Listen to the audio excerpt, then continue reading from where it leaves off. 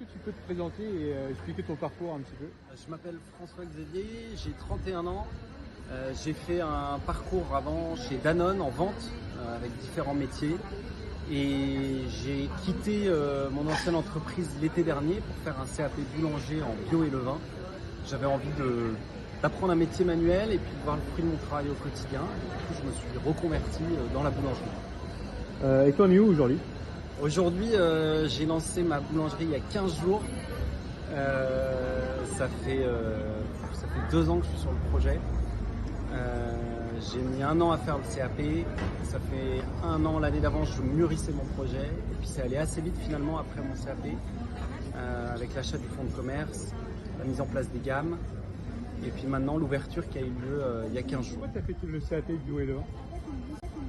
Alors j'ai fait le CAP bio et levain parce que je voulais absolument avoir une formation sur les levains. Pas une formation conventionnelle, mais une formation avec des caractéristiques particulières. Donc apprendre à travailler les levains durs, les levains liquides, et aussi apprendre à travailler des farines un peu plus nobles, des farines sans additifs, des farines écrasées sur meule de pierre et bio.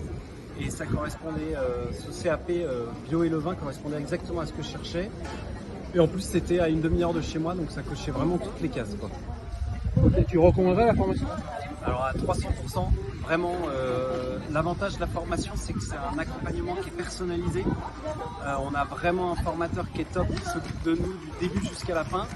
Et puis, c'est une formation qui est hyper, je dirais, professionnalisante. C'est-à-dire que derrière, on se sent assez armé entre la formation et l'apprentissage pour lancer un projet dans les 6 mois, 1 an qui suivent la fin de la formation.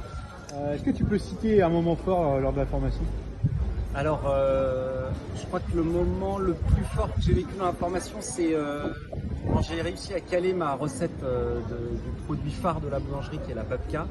On a mis plusieurs mois à le faire et un jour, en sortie de four, c'était exactement ce qu'on cherchait. Et ça, j'ai pu le faire parce que je suis quelqu'un qui m'a accompagné vraiment pendant toute la formation sur la pâte à brioche que je voulais faire, la cuisson. Et c'était un grand moment pour moi d'avoir un produit abouti qui correspondait à ce que je cherchais. Je vais chercher. Alors la formation en 3 mots, je dirais accompagnement, professionnel et puis bucolique. C'est vrai que l'endroit où on est, c'est au bord d'une rivière, à côté du vieux moulin, dans la forêt. Franchement, c'est hyper dépaysant, c'est super sympa. Donc voilà.